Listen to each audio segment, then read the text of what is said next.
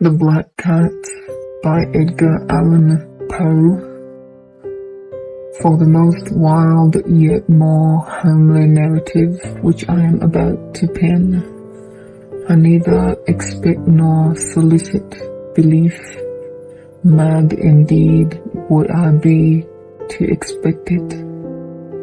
In a case where my very senses reject their own evidence, yet mad am I not, and very surely do I not dream. But tomorrow I die, and today I would unburden my soul. My immediate purpose is to place before the world, plainly, succinctly, and without comment, a series of mere household events. In their consequences, these events have terrified, have tortured, have destroyed me. Yet I will not attempt to expound them. To me, they have presented little but horror. To many, they will seem less terrible. Hereafter, perhaps, some intellect may be found which will reduce my phantasm to the commonplace. Some intellect more calm, more logical, and far less excitable than my own, which will perceive, in the circumstances I detail with awe, nothing more than an ordinary succession of a very natural causes and effects.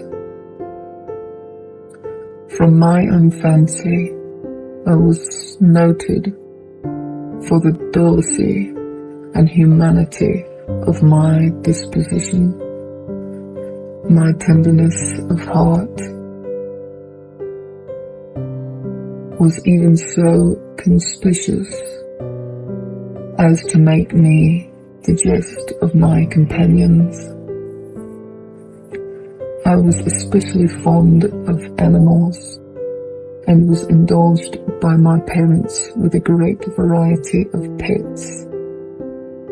With these I spent most of my time, and never was so happy as when feeding and caressing them. This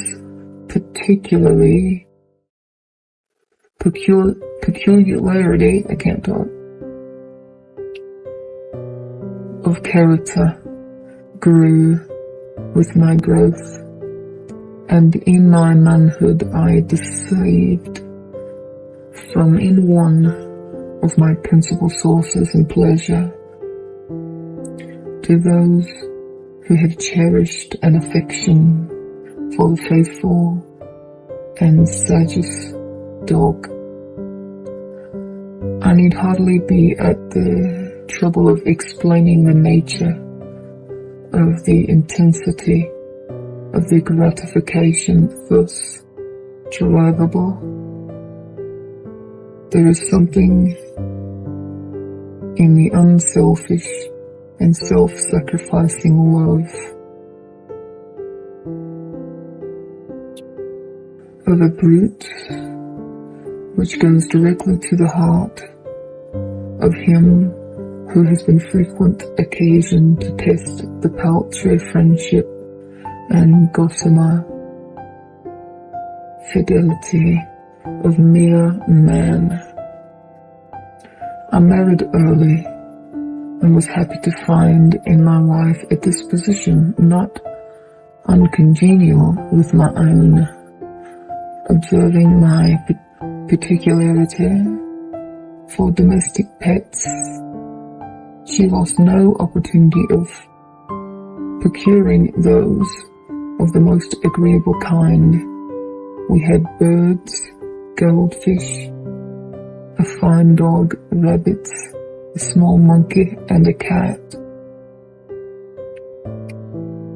This latter was a remarkably large and beautiful animal, entirely black, and to an astonishing degree, in speaking of his intelligence, my wife, who at heart was not a little tinctured with superstition, made frequent allusion to the ancient popular notion, which regarded all black cats as witches in disguise.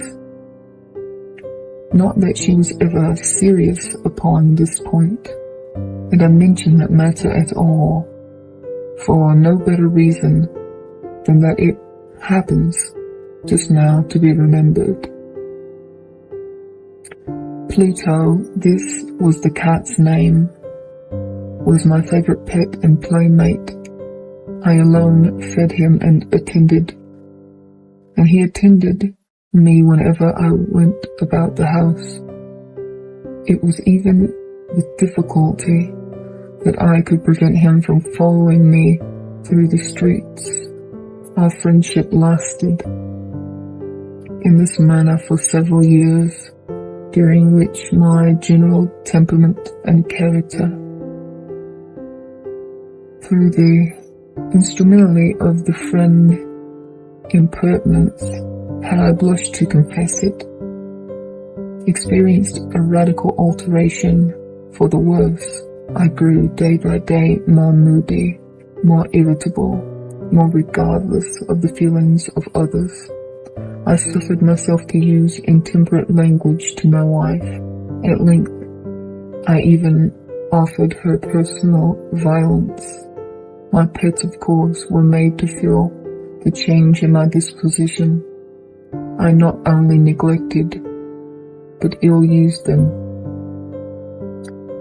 For Pluto, however, I still remained sufficient regard to restrain me from mistreating him, so I made no scruple of maltreating the rabbits, the monkey, or even the dog, when by accident or through affection they came in. I will read part 2 the next time.